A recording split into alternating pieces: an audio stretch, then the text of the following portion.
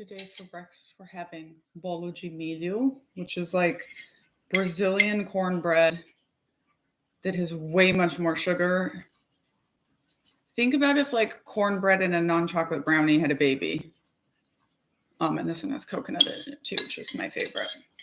And then also I melt Nutella and put it on top, and it's kind of like the yellow cake in the army dining facilities. Yeah, so teaching my kid.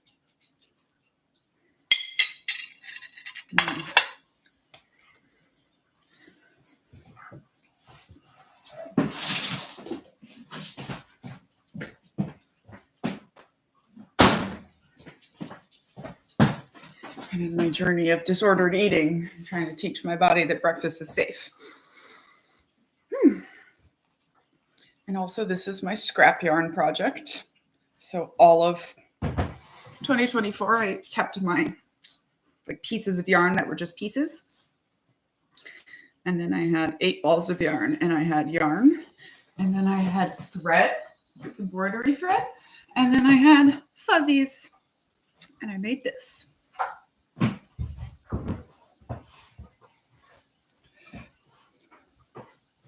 All right. I've also decided that I'm done with the Captain Mestinek stuff. Nobody's listening. My feelings are hurt. I don't think people realize when they ask me, like, is the military going to turn their pew-pews on us? Like, you're asking me if me, my husband who spent 20 years, 19 of them while we were at war, 5 solid years deployed, my best friend Danielle, who's a lieutenant colonel in the military, who works for FEMA for a decade, who's a civil affairs officer, like all of the Black people in the military, all of the women in the military, the 50% of us that are Democrats that fight so hard to be there and to have equal careers as the crazies. And you're like, are y'all going to shoot up? Like, so I'm done. I'm done with Captain Mestinek stuff. I'm going back to knitting Cult Lady and back to narrating what's going to happen. Because the good thing about, like, as I always say, the good thing about being in the business of predicting the future is you don't have to argue. You just have to wait. And I'm tired of logging in and being told every single day that the military is about to declare martial law by people that don't even know how to spell martial law. So, on the cult front, having a problem with my chapter because it's 47 pages long and I don't know what to cut. And I know as a writer, that's not the right answer. But as someone that just like wants you all to have all of this information about cult language, but like it's so long, you can't even proofread it good because it's so long. I know that some people do like the military explanations. I just like, I can't anymore. Like, and also because so much of it is because I'm a woman and like, I'm just,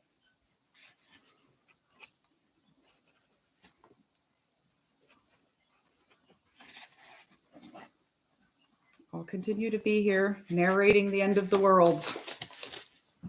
I'm just not. The intelligence officer is not going to keep giving threat assessments if she gets punched in the face 15 times every day.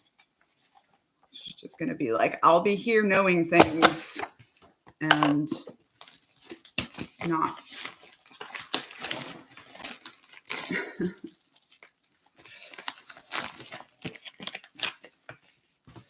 And if you don't know, the book is sold out. I sold out Jeff Bezos. You can only get it in like limited quantities now as they're printing on demand. So right now, if you're dying to listen to Uncultured, a really good bet is audio. And I do have confirmation that it is on the Spotify, I was about to say subscription side. So if you are a Spotify subscriber, you can listen to Uncultured for free. I still get paid though. Don't worry. That's actually really cool because I get paid based on one listen, even if it's different people. So if you only listen to 20% of the book, but 5 people do that, that's a whole payment. And that's counted as a whole read. This is how streaming is different. So I would say I'm getting to learn that, but not really. I just get handed these royalty statements that are like if someone handed you your army paycheck without explaining what everything on the LES said. So I always have to call my agent and be like, "Explain, sir." And you know what? It's so funny that when I ask a man to explain things to me, I never get mad at them. I always joke that the one person on my team that is a man is my agent because I'll let a man negotiate my money for me.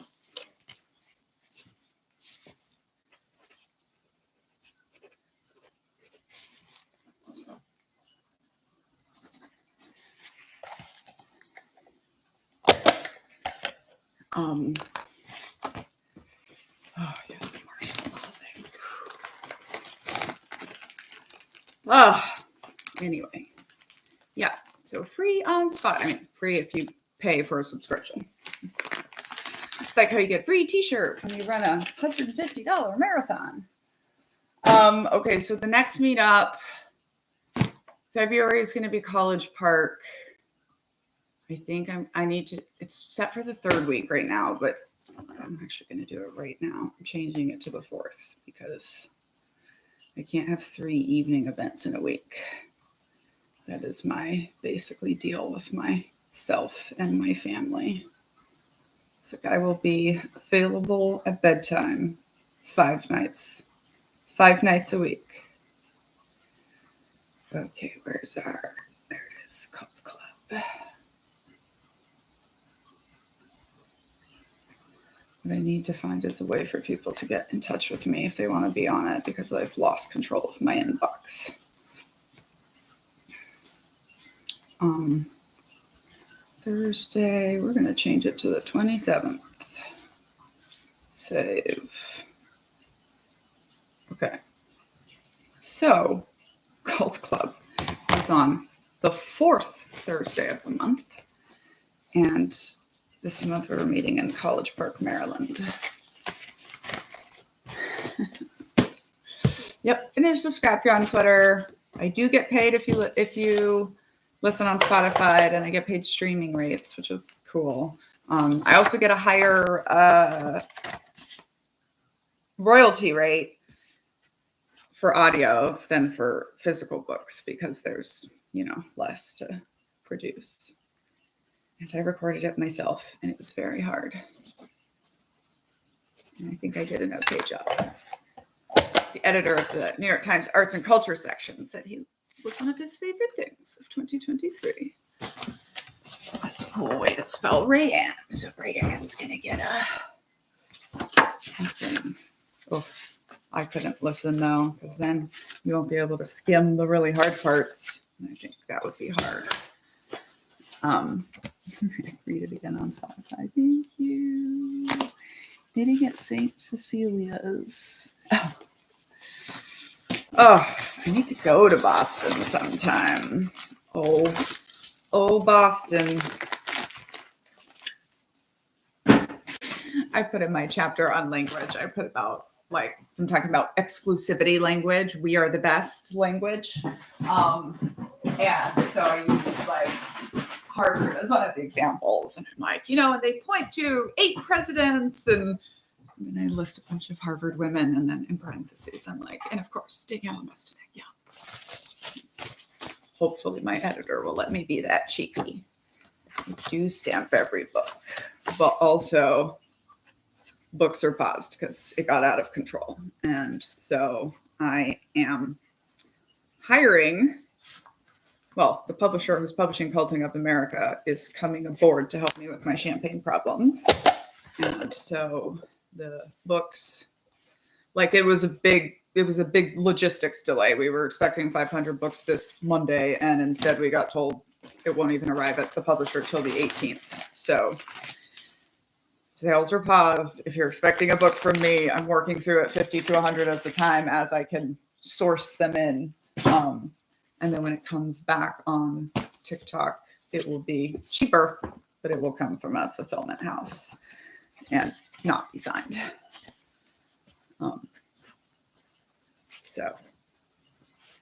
And I'm still waiting on YouTube. We're still waiting for Google to be convinced that I own the copyright of my book so that I can sell it on there. But I do have it linked in my bio.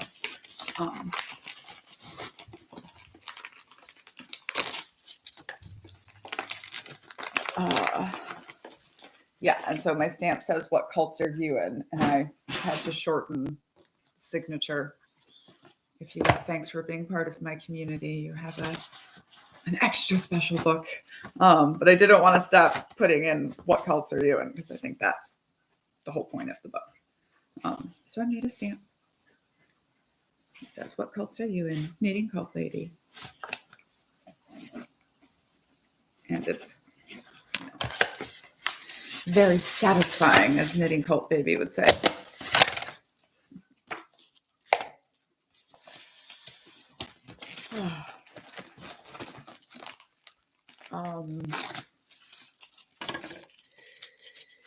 Yeah, so, all right, so working this week on the language chapter. And if you would like to invest in Culting of America, we do have a fundraiser going on. When the books are back on, that's also what's funding it. I'm not sure anymore that I'll get it out this year, although I am just wondering if I should just hire a co-author to help me do that faster.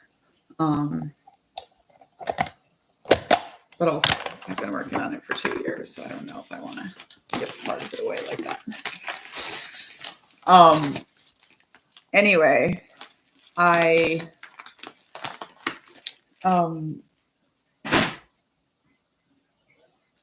editing chapter 6 of 12, and hence lies the problem because it's 47 pages long and it's supposed to be 20.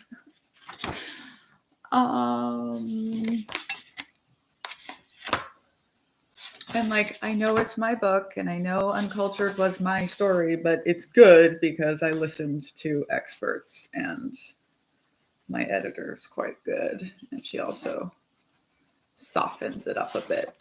And I'm like catty and petty about people's religion or whatever. Or when I say that I don't care if AA saves people's lives if they go on to abuse children. She's like, actually, that sounds mean. Okay.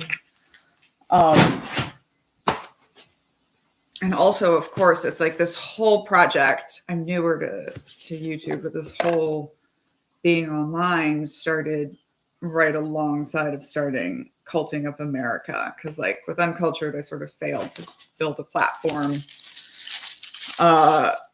in time because it's hard to get people interested in reading your life story. And it wasn't until I was like, okay, now I'm about to do this book, Culting of America, which is basically 12 research papers in a row that nobody is making me write. And I'm going to learn so much stuff. And I was just like, oh, I wonder if, I literally thought to myself, my life is fascinating. And I wonder if anyone else out there would like to know this stuff. Of course, part of why Uncultured made less of a splash when it came out is because nobody was imagining we were going to get a second go round with the cult leader. But here we are. I am getting rest. Right now I'm taking time off of being Captain Mestanek because I'm sort of done with that for a little bit. That's how I'm resting. I'm still doing books every day because we have 700 books to send out. I do sleep a lot, though. I sleep a lot, and I basically turn off my brain at 3 p.m. every day and just do crafts and hang out with my people.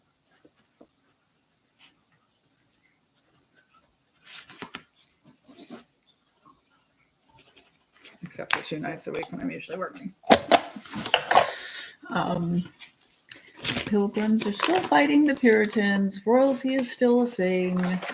Yeah, I kind of believe on all of this, and it kind of is starting to feel like we are in a cold version of civil war, which I've been saying for a while. One of the first things in a war is communications breakdown between the two sides, right?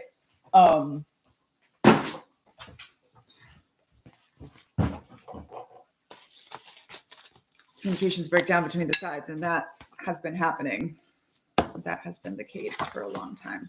What are you trying to find in my shop? Because if it's the book, it's sold out right now. You can still get it from like other sources, but there's been a sudden spike of interest in Uncultured that just so happened to align with someone's election. When Daniela realized I might be the blue J.D. Vance, which is to say the veteran with a memoir out post-Trump election that explains to you.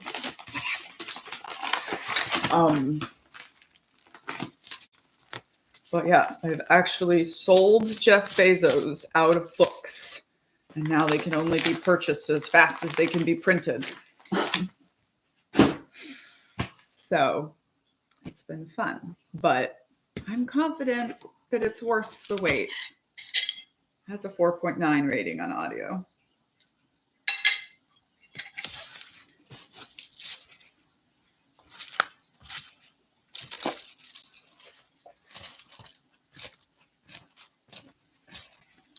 Yeah, I think LGBTQ people are in danger in every cult, as are neurodivergent people, as are disabled people, as are like anyone who stands out for any reason, because your number one rule in a cult is don't stand out. This is why the military, I think, is a big part of why the military is such an awful experience for women. It's because your number one rule is don't stand out. And in the Army, we even say all you have to do to be successful in a military career is be in the right place, in the right time, in the right uniform, and never volunteer for anything. In an Army career, sorry, that's what we say. But women, we stand out on day one when they take the men and shave their heads and they don't shave our heads. And so we're being different from the beginning, and you're not supposed to be different. And in any cult, people that are different are going to be less okay than everyone else. Like everyone is hurt in the cult, but like people are asking me if I'm running away, and I'm like, no, but I'm not the ones they're coming for right now. I need to stay and, I don't know, train the resistance or something. But yeah, you know, the trans community and the immigrant community and the larger LGBTQ community is the ones they're targeting right now, right? You can't have fascism without a hierarchy of human beings' worthiness. And so that's what they're trying to build.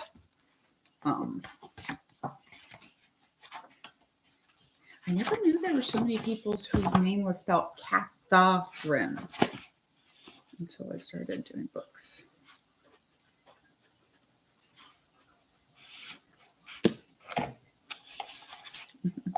People are always like, you spelled my name right. And I'm like, my name's Daniela. I probably get called Danielle 100 times a day.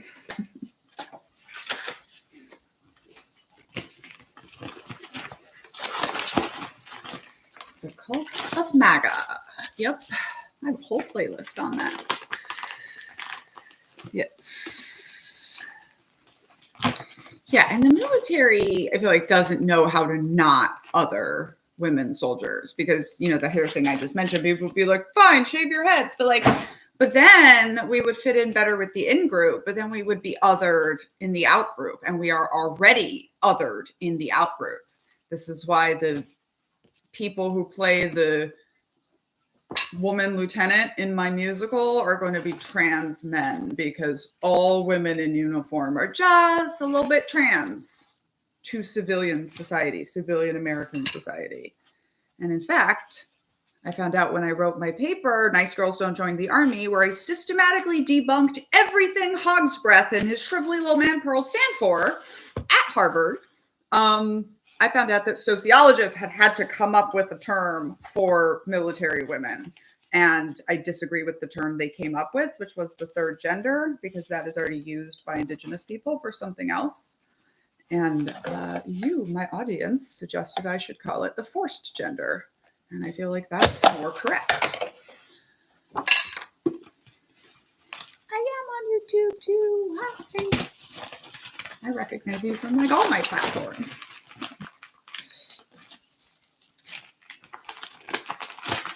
Yeah, I mean, like politically, everyone is rolling over. I agree. And people are like, when is the military going to get involved? Like, maybe not.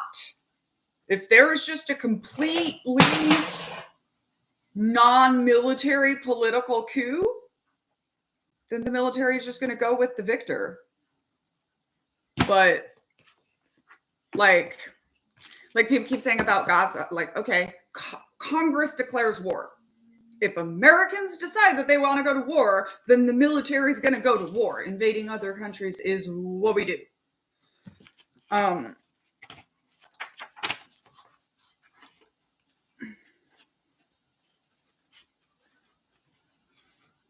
But also, again, the reason nobody has ever really won a counterinsurgency is because you can't like your own people into submission. The insurgents always win. Drugs won the war on drugs. Where'd be my stamp? This is like one of my whole things is like the reason we all like suck off General Petraeus is because he named what we were doing in Afghanistan as a counterinsurgency, at which point we should have pulled out because nobody's ever won a counterinsurgency, but instead we stayed for 11 more years.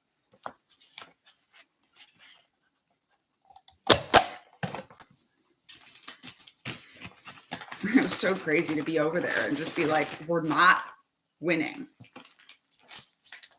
We're not winning. We're not helping. We're just here for a year hoping to lose no people and go home. And that's something else. Oh, God, I said I wasn't going to do Captain Messinac stuff, but something else people don't realize about like the military, the humans that went over to Iraq and Afghanistan, those were very low casualty wars for us. Your odds of going home and coming back were greater than not by a lot. Would not be so going into some of these places that he's throwing around. So would soldiers just sit down and be like, yeah, no, I'm not going. You couldn't have sent me over there. I would have been like, no, I'll go sit in jail for the next 2 years of my contract. Get a PhD while I'm there.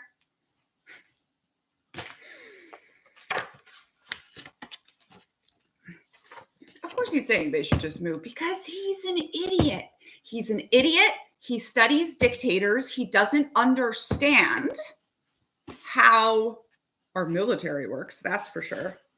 People keep being like, well, because I explained like the culture of the American military is not in questioning obedience. It's mission command. It is not top down. We push decision making to the lowest possible leader. And people are like, well, could he just change the culture? I mean, do you think someone can change the culture of 2 million human beings in 4 years? I don't. It took us 60 years. How many years has been since the end of World War II? More than 60 years to build this culture. That's why I know it so well, because I had to actively study mission command doctrine as a paint and sip class.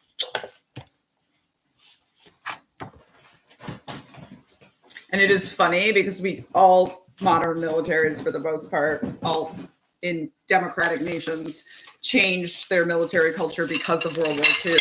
But the culture that we took was from the Germans. And it's called Auftragstaktik.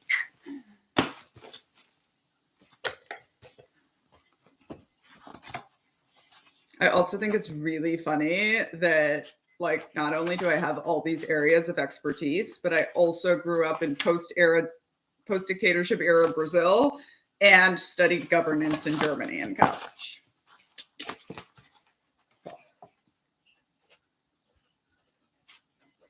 As the whole publishing team said as we were doing the book, like, you want some of this stuff to not be true because it's just too crazy. There it is.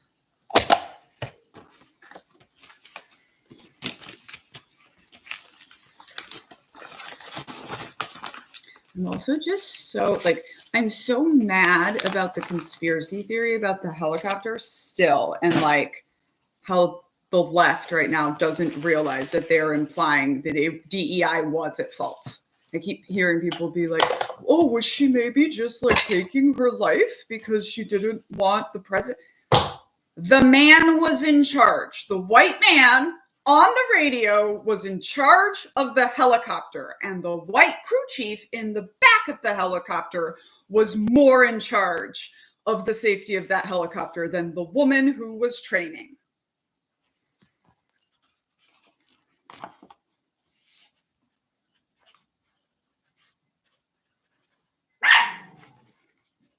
It's like when white people call a black person an affirmative action hire to their face and they don't realize what they're saying.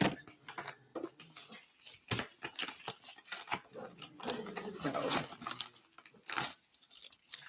it was a woman who was in training. Military helicopters have 2 sets of controls, and I am married to a retired military special operations helicopter pilot who, for most of his career, was the one in control. The warrant officer is usually the one in control over the captain. Almost always. Aviation's weird like that. And it is also true that in highly technical fields, people get to say no to their bosses all of the time because their bosses don't actually know how to do the thing. And that is almost every job in the military. No, it's not crickets because you're asking who was on the helicopter. It's crickets because we're not answering questions that ridiculous. You were told who was on the helicopter. 3 soldiers who lost their lives. And whose lives were only worth $1.5 million to the United States military when that helicopter was worth $20 million.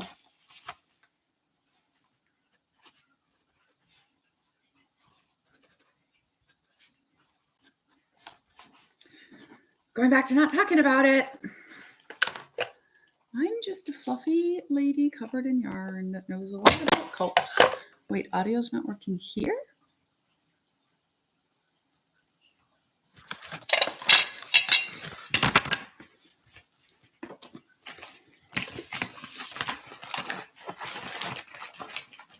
Oof. If you ordered a book, the way to make a special request is to put it in the comments. But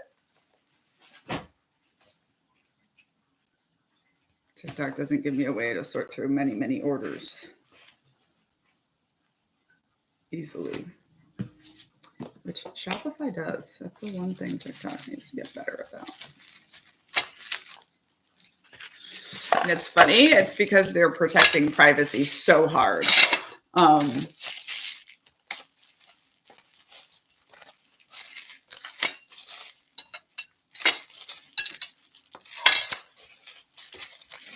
Just a fluffy lady covered in yarn. So they can keep underestimating me.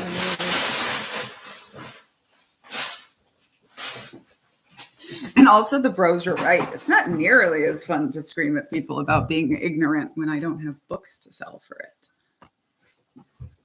We're always like, you're just trying to sell your book. Yes. All day, every day. I have not ever made my own yarn. I did once say I would never be so far in the cult that I would dye my own yarn, and that I had to eat those words. And you know how you dye yarn? With Kool-Aid. Oh, it's hilarious. Yeah, I mean, look, to me, Donald Trump is King Henry VIII, right? King Henry VIII that came in and was like, I want a war, and I was going to get a war. And then he goes and loses the one piece of France that Britain has held for forever. He's the reason they can't call themselves the King of France anymore. And like,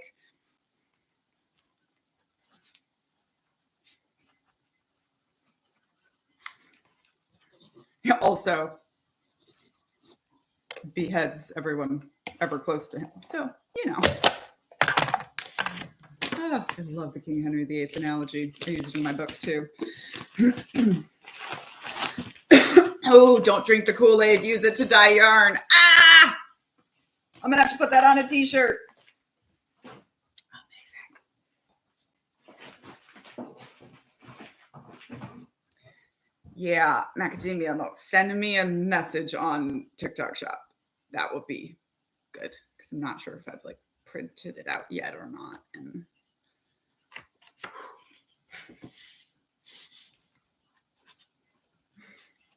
working through the logistics explosions.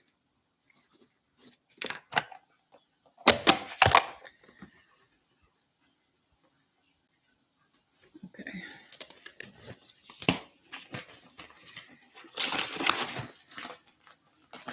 Yeah, he's definitely trying to be a dictator. Like, that is what we are dealing with. And there's basically, I feel like, examples of him in every chapter of my next book. Definitely the language chapter.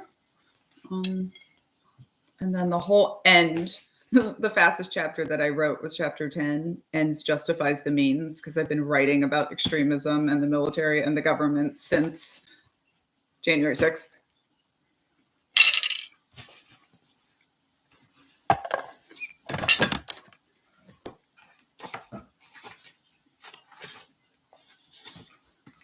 So I'm hoping that on or around February 20th is when I'm going to have enough books in stock to take care of the whole backlog at once. I'm working through it relatively in order, but I was getting like 100 orders a day on TikTok, so.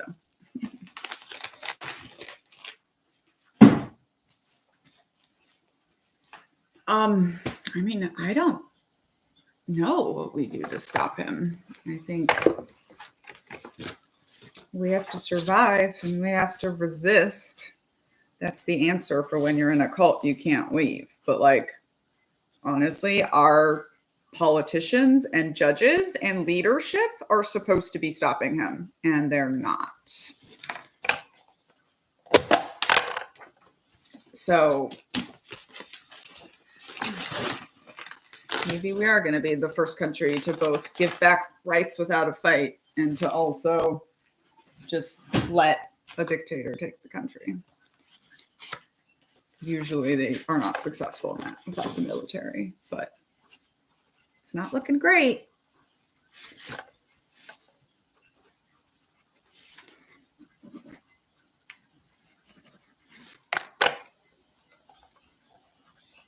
I feel like I spent too long talking about the military, so now people don't realize, like, it's not my job to be comforting. Like, we are in completely uncharted waters in America. I feel like we've spent 248 years building our country and our military so that this is not possible, but also we're kind of watching it happen. But I do want to say one thing about, like, people keep saying the police, and the police is not a thing in America. Like, the president can't just go and control the police, right? Like, much like the military, it is dispersed and complex. And like, I don't think the president can influence the Seattle Police Department to do anything. So I think there's still, like, at local levels in a lot of places, like, leadership that could absolutely stop him from doing things.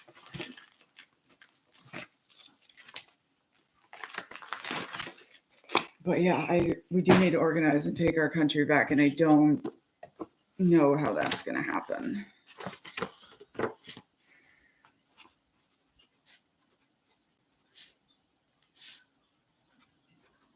I'm really trying to resist having to start, like, a brigade of knitting angry ladies that's going to go try to, like, take over Washington, D.C.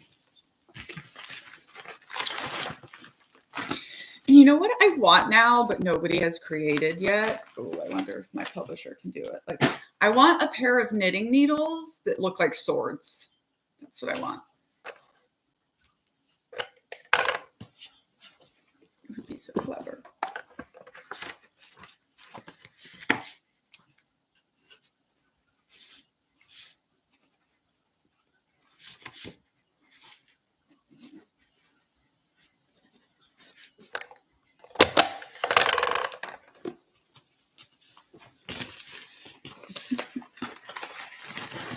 Yeah, his Trump's niece's book is quite good, actually, and it's something the most dangerous man alive. I think Elon is more dangerous now, but it was true when she wrote it that he was the most dangerous man alive. And there were also a bunch of psychologists. I know Bandy X something. A bunch of psychologists got together and wrote a book about all of like what they think is going on in his head. And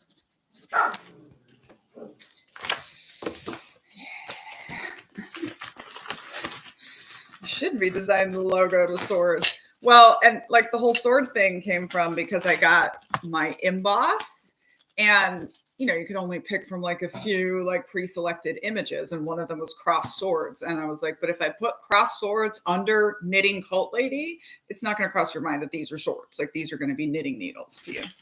And then I was like, oh, I need knitting needles. Actually, that came from Knitting Cult Baby because she had these little tiny swords from a pirate book package someone sent, and she was literally knitting with these tiny little silver swords. And I was like, I need the mama version of that.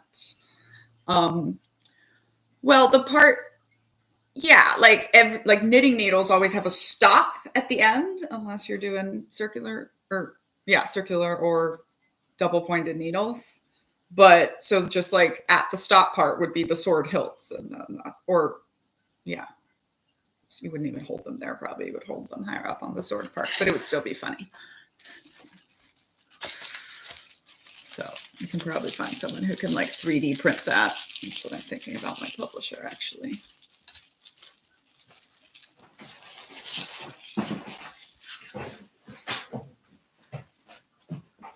I'm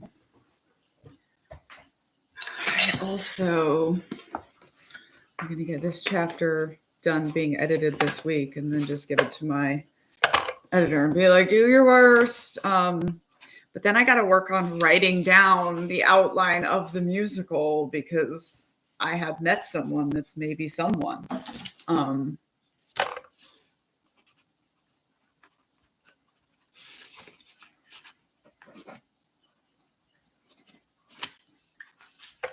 The musical is going to be so good. I'm telling y'all. And there's someone, I think it's you, Sprite. You're the rap and hip hop one. It's going to help me write that music. So it's going to be, right, so it's Uncultured, the Cult Baby musical. The first half, we're showing you cults and performance culture and all that crap, and really embarrassing the Mormons amongst other people. And then the second half, we're showing you women soldiers, and then we're basically taking on patriarchy, white supremacy, and maybe not capitalism, but maybe. So I'm excited. I'm so excited. And yeah, it's got to be like rap, hip hop meets Christian praise music and rock. And I've decided I'm not going to use child actors because as a cult child actress, just can't do that no matter how much Knitting Cult Baby begs. So what I'm going to use for the children is puppets. Probably with me singing and dancing on a screen in the background. But also puppets. Children in cults. Puppets. Wasn't even my idea. Music for... That's cool.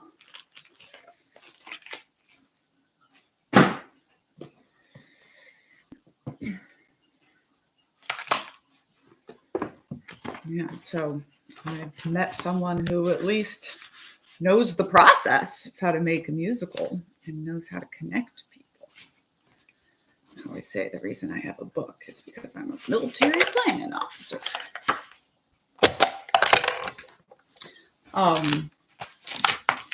yeah, so the songs are, so there's an opening, and the opening is like all these cult leaders coming out, getting on a chessboard, and it's funny, and it's blah, blah, blah.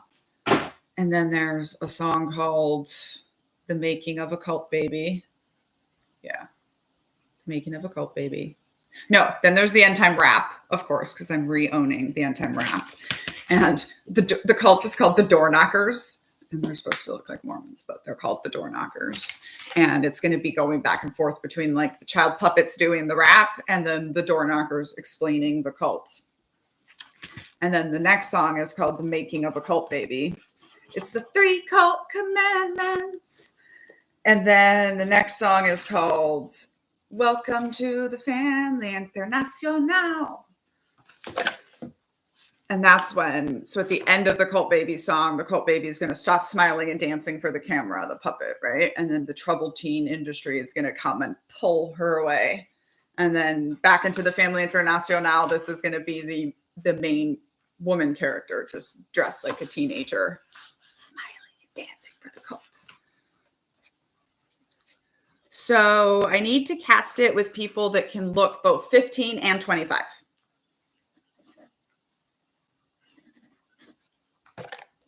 And our trends. Yeah, so not doing auditions yet, but thank you so much for listening to my book at work. I just hope you weren't like bawling your eyes out at work.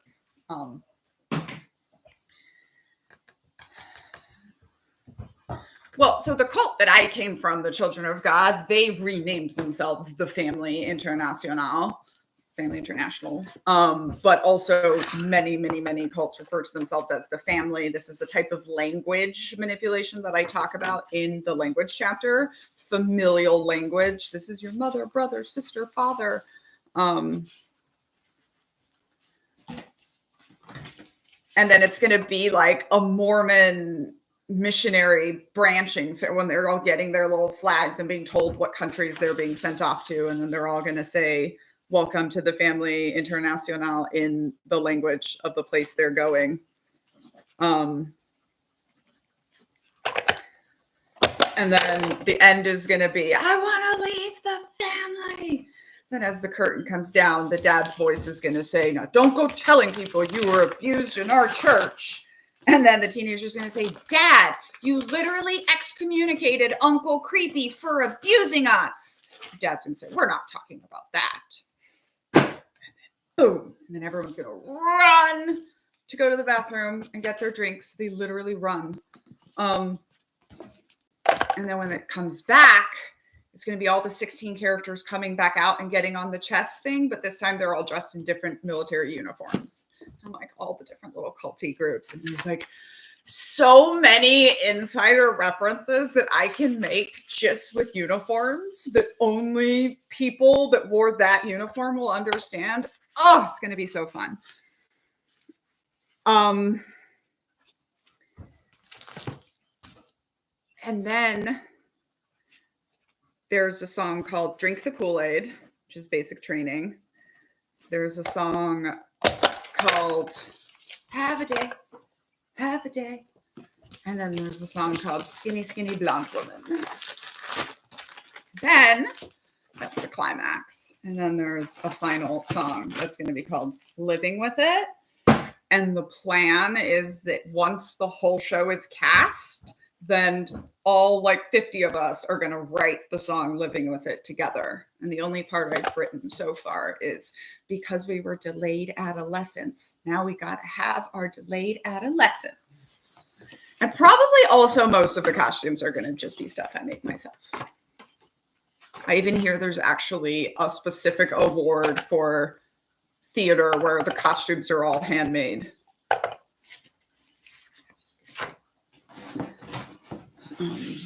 But definitely all the characters I'm playing are going to be like dressed in crochet. So yeah, that's what I want to do. And I would like to debut it the day he leaves office. You know, if we have that day.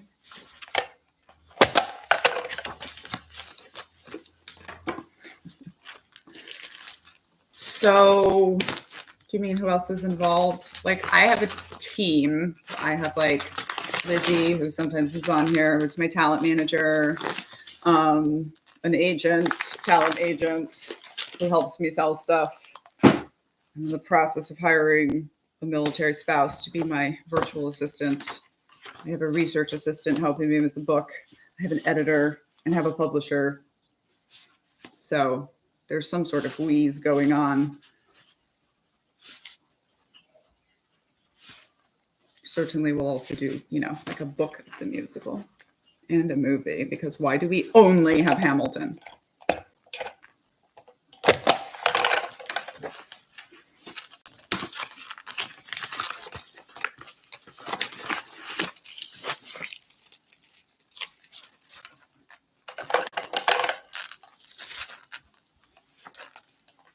I'm going to try to look at your thing. Oh no, I don't have a shop on here. That's the problem. I will look. Let me see. Hang on.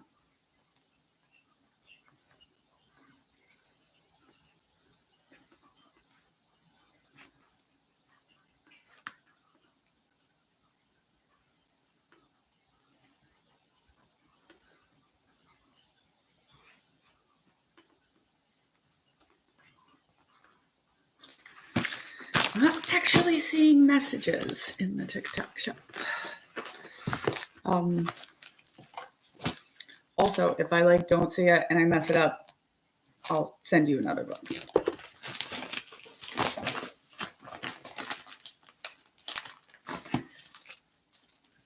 Uh-oh, people not here. Hang on. Can we hear now?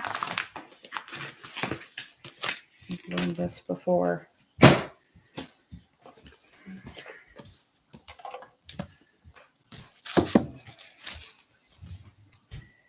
Yeah, we definitely all have to protect our own people, but I also think we all have to figure out how we're gonna fight back and who our leaders are gonna be. I vote Jasmine Crockett.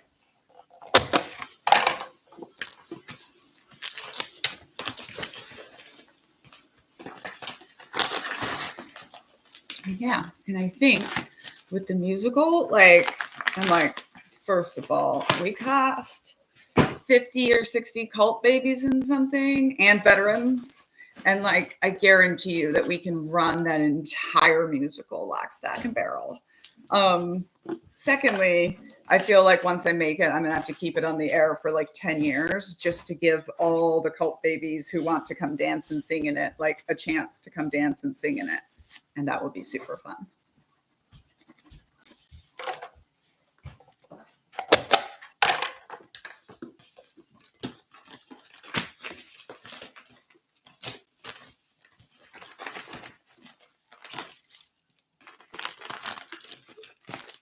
I love that you accidentally ordered two, so you're gifting one.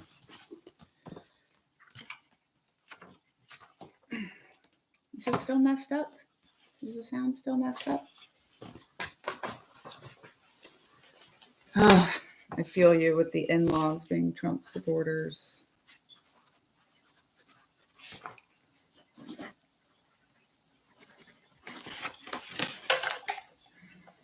First time I met my future father-in-law, I was showing off a picture of me shaking the hand of the president because I was proud of that. And apparently that was me coming at him, the picture of his worst enemy.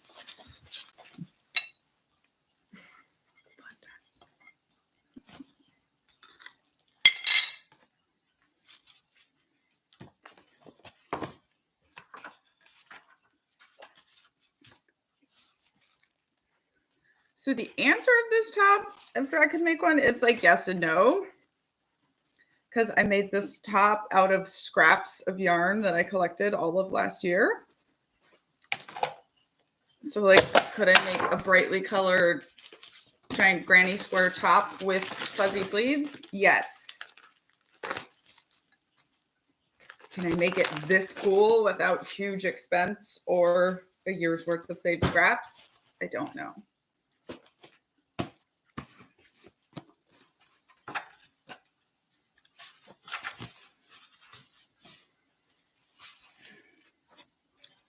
Yeah, speaking of ADHD, I just think it's interesting how many of us are discovering like, oh, we weren't witchy the whole time. We were neurodivergent. And that's where we would recognize things. And like, I always had people get mad at me because they would be like, you can't know this many things. And I'd be like, like I should have there are so many times I should have got my diagnosis. And one of them was like 19 years old in college. Like everybody that I knew went and watched The Other Boleyn Girl. I was the only one that then proceeded to teach herself everything about Tudor England. So I can know that much stuff. One of my special interests is collecting knowledge. And it really makes people upset. And I used to just think like, especially with my colleagues in the Army, I was all, I think she's smarter than everybody. And I was like, if you had 12 hours a day to study the news and the bad guy and then talk about it, like you would sound this smart too. But then later I realized that maybe I'm the Sheldon Cooper of language. And so people find me condescending until they need the information.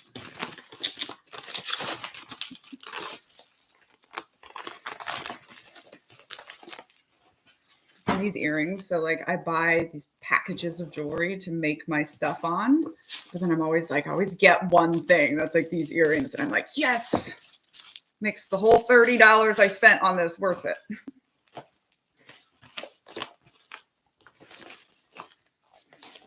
Her Captain brother read encyclopedias at age 4. Yeah, I would have if I had had access.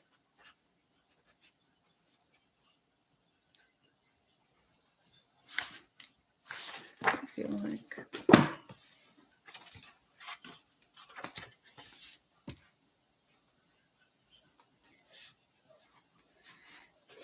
I think this too. The people who are in danger in the cult need the help of the people who are privileged. That is also very true. Not everybody in the cult is being hurt the same.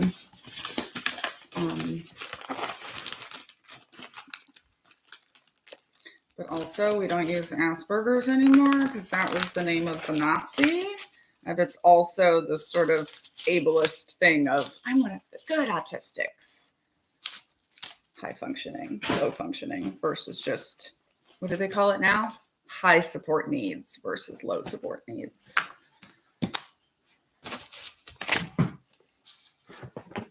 And I have noticed that every single time they refer to Elon Musk, they use Asperger's, and that's another reason to not use it.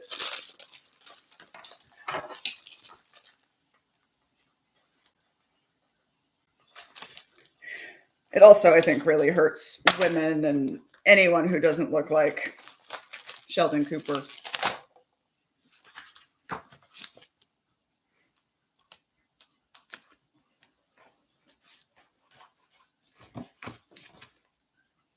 I always joke that I saw Big Bang Theory twice. And the first time I was in my 20s and I thought I was Penny. And the second time I was in my 30s and I knew I was Sheldon.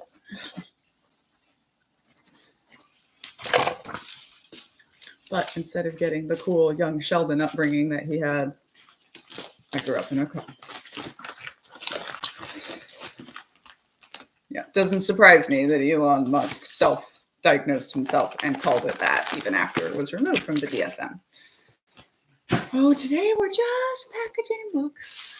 Same thing we did every day. So somebody yesterday, speaking of the salute, somebody was like, well, I mean, even such and such Jewish group is saying it wasn't a salute. Who are we supposed to listen to? The Germans. We listen to the Germans who have spoken with one voice to say it was a Yahtzee salute. It is illegal in our country and it is obscene and ridiculous and dangerous AF. And then they changed their rating of world leaders that might destabilize the world and put Cult 45 at 44%. Putin, they have at 7%.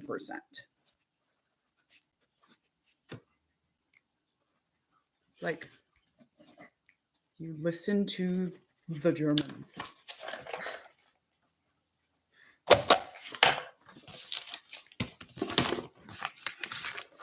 Yeah, I mean, Germany does have us on a Jenny watch.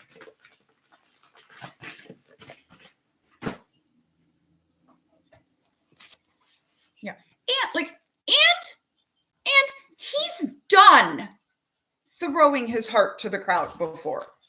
He's done it before. He knows how to do it.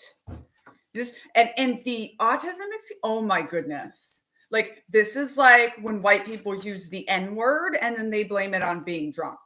Like, I have meltdowns all the time and I never do accidental Yahtzee salutes. Just like, I had way too much to drink last Sunday and I used no N-words. When Mr. Knitting Cult Lady gets mad, he never uses the B word. Because we don't do that stuff, so it doesn't accidentally slip out.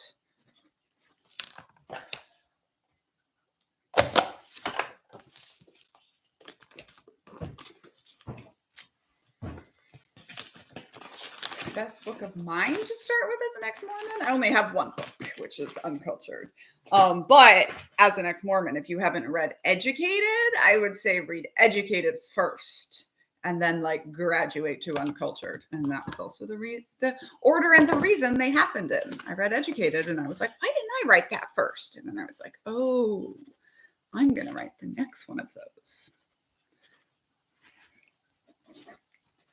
Also, I do a book club, 2 book clubs actually. We do memoirs and we do theory books, and that is through the Matreon.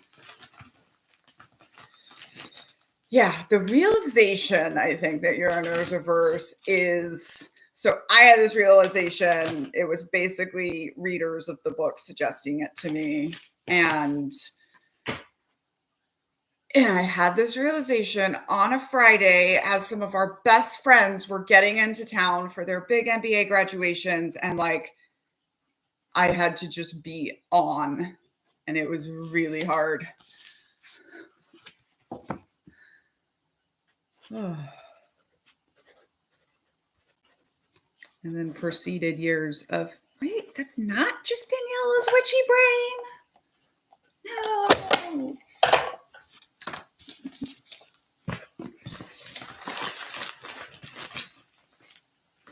Yeah, federal, I mean, people are worried, right? Like, I live in DC. Everyone here is like, we don't know if the government is going to recover. Like, and it's funny because like, I feel like online, everyone's worried about the military, and like in DC, everyone's like, no, the military, fine. Like, the government is potentially never going to recover. Also, just like requiring everyone back into the office when you don't even have the office space for them. That and paying people to quit, which is straight out of the Zappos rule book. And if you haven't Googled, is Zappos a cult? You should do that sometime. And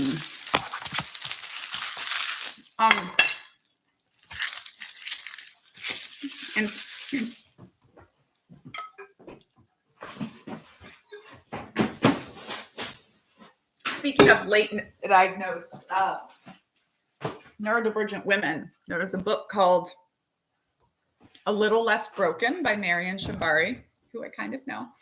And she wrote a memoir about like growing up autistic and then just not finding out until later. But it's not like she didn't go then write a book about autism. She just wrote a memoir.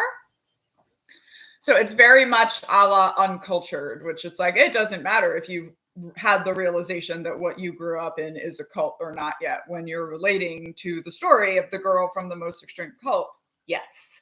And that's what this book is like. And one of the things in the book, so her therapist finally in the diagnosis process asked her, like, do you think you're autistic? And she says, yes.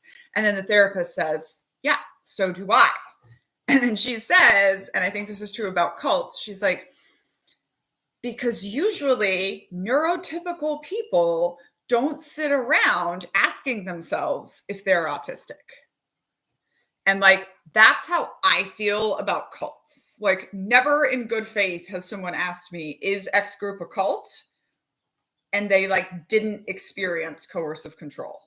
And they didn't, right? Like, And people that were not, like I look at a lot of groups that I was in and go, whoa, that was culty. And I never look at the groups that weren't culty and go, I wonder if those were cults. Like those were just fine. So what book do you need to read for the Matreon this month? This month we are doing I'm Glad My Mom Unalived by Jeanette McCurdy, which was actually the next Educated as far as sales go.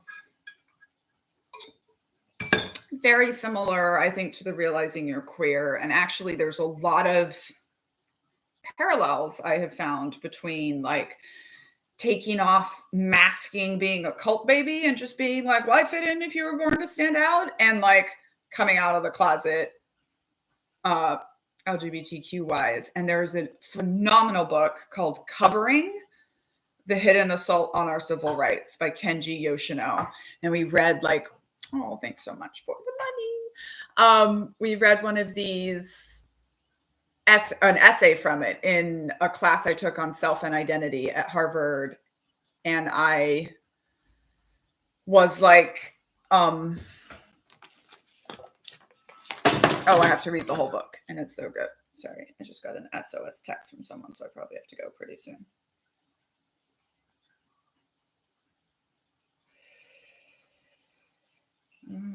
They're getting rid of government preference.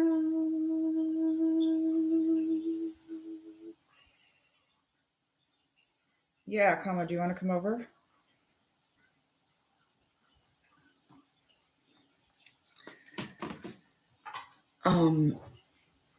Yeah, I am glad she wrote it also. I wish I hadn't come out 2 weeks before mine.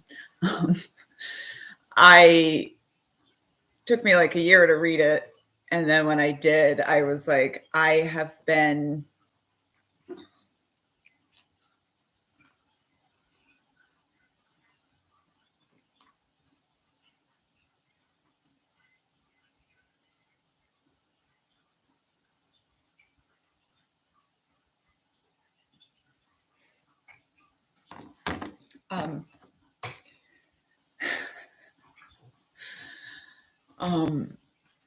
yeah, so this is my last thing I'll show you, and then I got to go to work on books and have therapy and stuff. I did this sweater out of scraps that I saved from last year. And if you're the flavor of ADHD that can't do granny square projects, because then later you have to sew them all together and you'll get bored and it will never happen, one giant granny square. I even like tucked the ends as I was going. And then the back is thread. And in theory, you could wear it either way, but I always know I'm going to have the neons facing forward. And it was really cool because I was like, this could look whack. Like, all I have is these 8 balls of string that I've been collecting all year. Like, this could look completely crazy. But also, it's made from trash. So, what's the worst thing? I don't love it. I've made things I don't love before. Usually other people love them, and then I send them away. And we talked all about my love of color on the Hey White Woman episode this week. So it'll be posted next week. And because I hear this all the time, and I hear like, I wish I could wear orange. And we just want white women to know that you can. You're the captain of your own life. And this has been one of my like cult deconstruction tips, which is wear something wacky. And this is also similar for the LGBTQ community. And Kenji Yoshino talks about this in the book Covering, like when he got his first like obviously gay vest, and like this moment of like, one of the things I talked about on the episode is like, it takes you about a month to train your circle that you're just going to be wearing whatever you want to wear. And then like when I show up today to pick up my kid in this, like nobody's going to be like, what's going on? They're just like, oh yeah, she's not normal.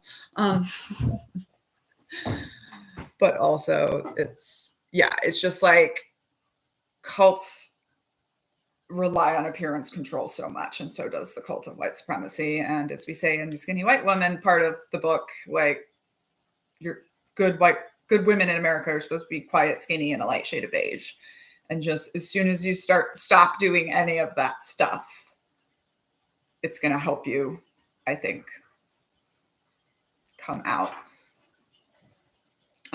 of that like control thing first. But also color is and always has been a very, very important part of resistance. And nobody demonstrates this better than Black women in the history of America, right? Like even the head wraps is because white women were like, your hair's too cool, you're not allowed to show that. And so then they started making these brilliantly colored and tied and everything head wraps, and like the white ladies couldn't even say anything because the hair was covered.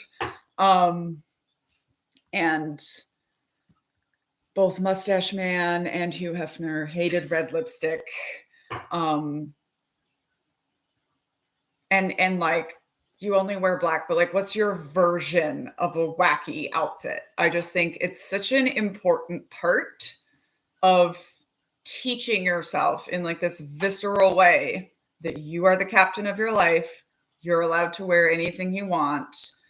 And obviously different levels of people have different privilege and safety to wear whatever they want, right? But like in your deconstruction process, whatever that means to you, wear color. But also like, you know, one of the reasons that all the Latin American countries, except for Brazil, did very well with COVID is because when the military comes marching down their streets and tells them to stay indoors, they stay indoors. And Germans make the joke that they've never had a popular revolution because the peasants couldn't afford the train fare. And like in America, we will rip up your train lines. So like fashion has always been a protest. Fiber arts has always been political. I love it when one of my posts rubs these little blue lady groups wrong and they're just like, this is not political. And I'm like, oh, you introduced the politicalness of knitting and crochet? Yes. Because my literal favorite fact about World War II is both sides were using knitting spies. And yet the military men of both sides were so into underestimating women, as they do, that both sides were not necessarily catching the knitting spies. And like same for the quilters of the Underground Railroad.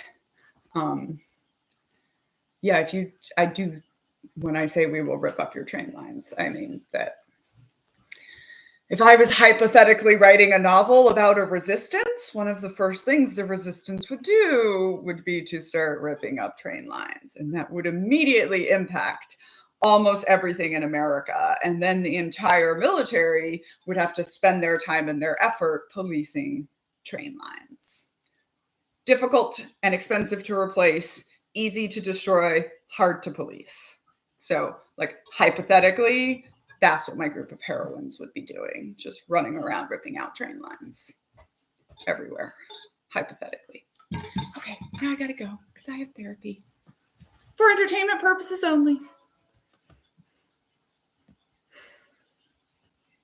And knitting is Morse code. So learn about knitting.